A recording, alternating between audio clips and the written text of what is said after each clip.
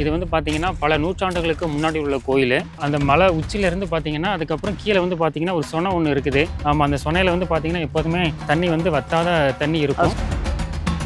கிட்டத்தட்ட 250 வருஷத்துக்கு முன்ன கட்டின கோயில். இதில் நான் வந்து இப்போ 4வது தலைமுறை. எனக்கு 75 வயசாகுது. மலையினுடைய ஒரு பாகம் இது, இன்னொரு பாகம் அந்த பக்கம் இருக்கு. அதில் வந்து பார்த்தீங்கன்னா, உள்ளுக்குள்ள வந்து ராமனுடைய அந்த திருப்பாதம், அப்போ உள்ள மனிதர்களுடைய தடம் வந்து இன்னமும் அழியாம இருக்குதாங்க. மலைப்பாம்பு முதற்கொண்டு பெரிய பாம்புகள்லாம் அந்த இடத்துலலாம் இதுக்கு முன்னாடி வாசம் இருந்திருக்குது.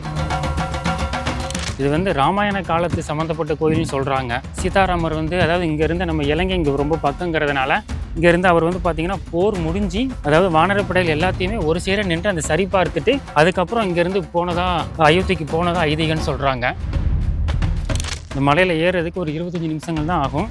இந்த மலையினுடைய உச்சியிலேருந்து பார்க்கும்போது தென்காசி கோயில் கோபுரம் வந்து தெரியும். இந்த மலை இந்த இருக்குன்னா இதை சுற்றி பார்த்தீங்கன்னா உள்ள சுற்றி உள்ள ஒரு 10 கிராமங்கள் 15 கிராமங்கள் எல்லாமே பார்த்தீங்கன்னா நம்ம ராமாயணம் சம்மந்தப்பட்ட அந்த பேர்கள் உள்ளதாக இருக்கும். புண்ணியஸ்தலம் தென் தமிழகத்தில் ஒரு ஸ்தலம் இருக்குன்னா இந்த ஆலயம் தான்.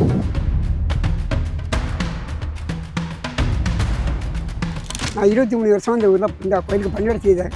ஒரு நாளைக்கு எத்தனை வாட்டி மலையில் ஏறி இறங்கினீங்க? நான் கொஞ்சம் 7 வயசு இருக்கிறதுல 7 நேரம் 8 நேரம் ஏறி இறங்கினேன். இப்போ கொஞ்சம் தம்ம டக்குது, வயசு 63 ஆகிட்டு ஒரு 5 நேரம் 6 நேரம் மேலே போடணும். மொத்தம் 4 மணி நேரம் 4 நேரம் போயிட்டு வந்துடுவேன். கிளை போனாக்கி 8 நிமிஷத்தில் கிளை போயிடுவேன். மேலே ஒன்றா 4 மணி நேரம் ஆகும். எத்தனை கிலோ சமைப்பீங்க? 26.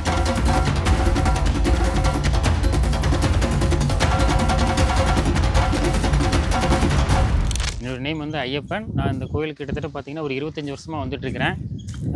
இந்த கோயிலை பற்றி எனக்கு தெரிந்த தகவல்களை நான் வந்து சொல்கிறேன். மேலே வந்து பார்த்திங்கன்னா இறைவன் வந்து சீதாதேவி, ராமபிரான், லட்சுமண பெருமான், ஆஞ்சநேய பகவான், கருட பகவான் எல்லோரும் இருக்கிறாங்க. இது வந்து பார்த்திங்கன்னா பல நூற்றாண்டுகளுக்கு முன்னாடி உள்ள கோயில். இந்த கோயில் வந்து இந்த ஊரில் அதாவது இந்த தென்காசி மாவட்டத்துக்கு இந்த சீதாராமர் கோயில் வந்து மிகப்பெரிய வந்து ஒரு வரப்பிரசாதம். அந்த மலை உச்சியிலேருந்து பார்த்திங்கன்னா அதுக்கப்புறம் கீழே வந்து பார்த்திங்கன்னா ஒரு சொனை ஒன்று இருக்குது. ஆமாம், அந்த சொனையில் வந்து பார்த்திங்கன்னா எப்போதுமே தண்ணி வந்து வத்தாத தண்ணி இருக்கும். சொன்னா அது என்னன்னா அது வந்து இறைவனுடைய ஒரு கால் பாதம் மாதிரி சொல்லுவாங்க. அங்கே இறைவனுடைய கால் பாதமும் இருக்குது. அந்த சொன்ன பக்கத்தில் பார்த்தீங்கன்னா இவங்க நெட்டூரில் உள்ள அப்ரானந்த சுவாமிகள் வந்து அங்கே வந்து இறைவனை நோக்கி தவம் செஞ்சு அவர் அந்த தவத்தில் இறைவனை பார்த்ததுக்கப்புறம் அவர் அங்கே நெட்டூரில் வந்து சித்தி அடைஞ்சதாகவும் சொல்கிறாங்க. நெட்டூர்ன்றது அது எங்கே இருக்குது? அது இங்கே பக்கம்தான் இருக்குது நெட்டூர். ஆமாம், நெட்டூர்னு இங்கே பக்கம்தான் இருக்குது. அது இங்கே வந்து அவர் இங்கே இந்த மலையில் வந்து அவர் வந்து தவம் செஞ்சு இங்குள்ள சீதாராமனுடைய தரிசனமும் முருகப்பெருமானுடைய தரிசனமும் அவருக்கு கிடைச்சதா ஐதீகம்னு சொல்கிறாங்க. எனக்கு தெரிஞ்ச அளவு இது வந்து ராமாயண காலத்து சம்மந்தப்பட்ட கோயில்னு சொல்கிறாங்க.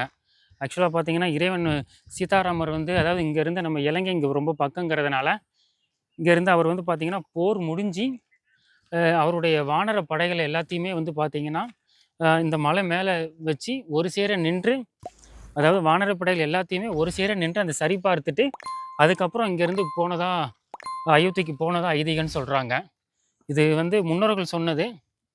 ஆமாம், அப்படி ராமர் வரும்போது பார்த்திங்கன்னா அந்த மலை இருக்குது. மலையினுடைய ஒரு பாகம் இது, இன்னொரு பாகம் அந்த பக்கம் இருக்குது. அதில் வந்து பார்த்திங்கன்னா உள்ளுக்குள்ளே வந்து ராமனுடைய அந்த திருப்பாதம், அப்புறம் வந்து பார்த்திங்கன்னா அந்த நிறைய மனிதர்களுடைய தடம் வந்து அங்கே நிறையவே அப்போ உள்ள மனிதர்களுடைய தடம் வந்து இன்னமும் அழியாமல் இருக்குதாங்க. அது மட்டும் இல்லாமல் இங்கே வந்து ஒரு சொனை மட்டுமே கிடையாது. மொத்தம் வந்து பார்த்திங்கன்னா 7 சொனைகள் இருக்கதா சொல்கிறாங்க. ஆனால் ஒரு சொனை மட்டும்தான் மனிதர்களுடைய கண்ணுக்கு தெரிஞ்சு அவங்க தண்ணி எல்லாமே இருக்கிற மாதிரி சொல்கிறாங்க. மீதி உள்ள சொனைகள் வந்து எங்கே இருக்குங்கிறது யாருக்குமே தெரியலை. ஆனால் 7 சொனைகள் வந்து உள்ளே இருக்கதா சொல்கிறாங்க. ஆக்சுவலாக அந்த இடத்துலேருந்து பார்த்தா அந்த யானைப்பாறை தெரியுங்க. ஆமாம், அது பார்க்குறதுக்கு யானை மாதிரியே இருக்கும். அங்கே பாறைகள் ரொம்ப நல்ல அருமையான யானையினுடைய முழு தோற்றத்தையும் அந்த பாறைகள் வந்து கொண்டு வந்திருக்கும். மலைப்பாம்பு முதற்கொண்டு பெரிய பாம்புகள்லாம் அந்த இடத்துலலாம் இதுக்கு முன்னாடி வாசம் இருந்திருக்குது. இப்போ பொதுவாக இந்த மலையில் ஏறுறதுக்கு எவ்வளோ நேரம் ஆகும்? மலையில் ஏறுறதுக்கு கரெக்டாக பார்த்தீங்கன்னா ஒரு 25 நிமிஷம் ஆகும். இந்த மலையில் ஏறுறதுக்கு ஒரு 25 நிமிஷங்கள் தான் ஆகும். இந்த மலையினுடைய உச்சியிலேருந்து பார்க்கும்போது தென்காசி கோயில் கோபுரம் வந்து தெரியும். அது இங்கேருந்தே வணங்கிக்கலாம். அதாவது சீதாராமர் ஆஞ்சநேயர் கோயில் உள்ள ஒரே கோயில் வந்து இந்த ஆலாங்குளத்தில் உள்ள இந்த கோயில் மட்டும்தான். ஆஞ்சநேயர் சம்மந்தப்பட்ட அனைத்து பரிகாரங்களுக்கும் இந்த கோயில் வந்து மிகவும் பிரசித்தி பெற்ற தலமாக இந்த ஊர் மக்களுக்கு அமைஞ்சிருக்குது.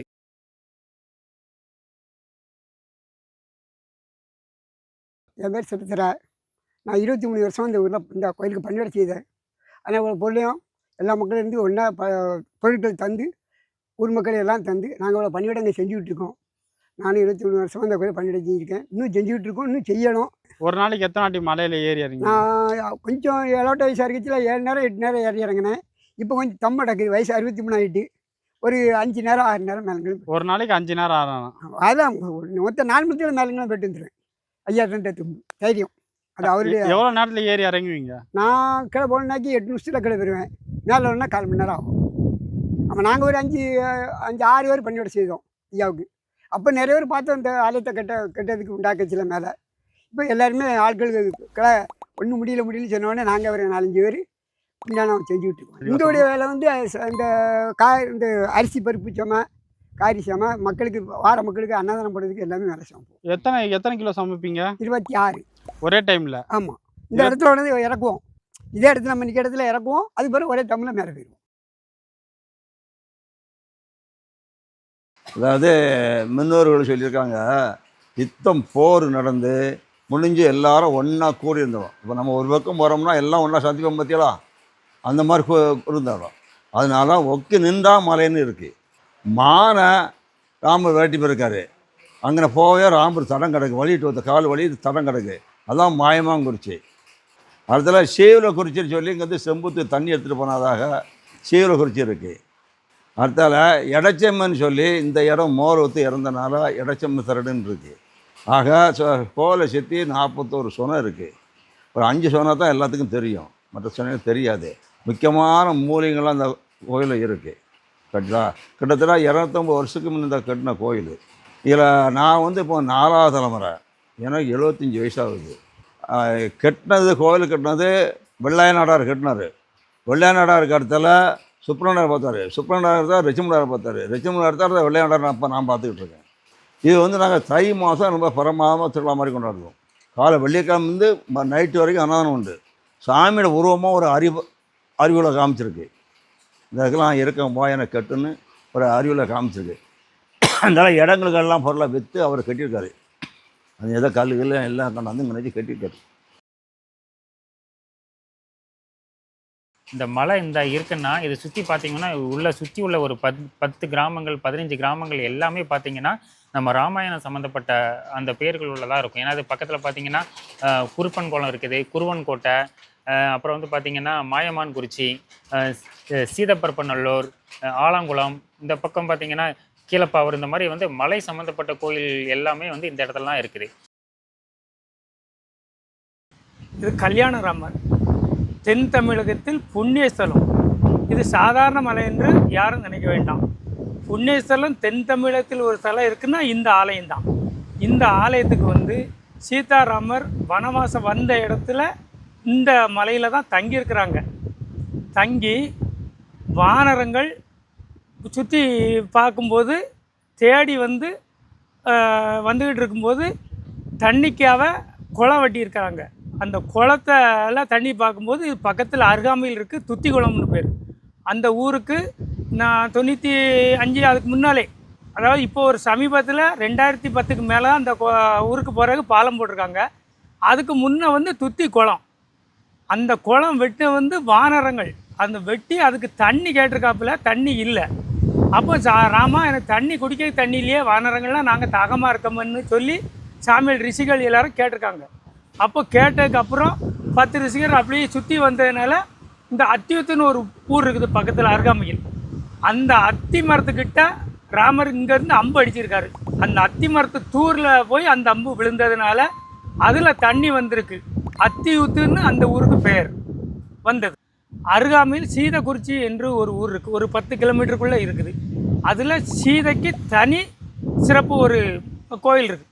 ஒரு ஆற்று ஓரமாக ஒரு கோயில் இருக்குது, சீத கற்பநல்லூர். அங்கே அம்மா இருந்திருக்காங்க.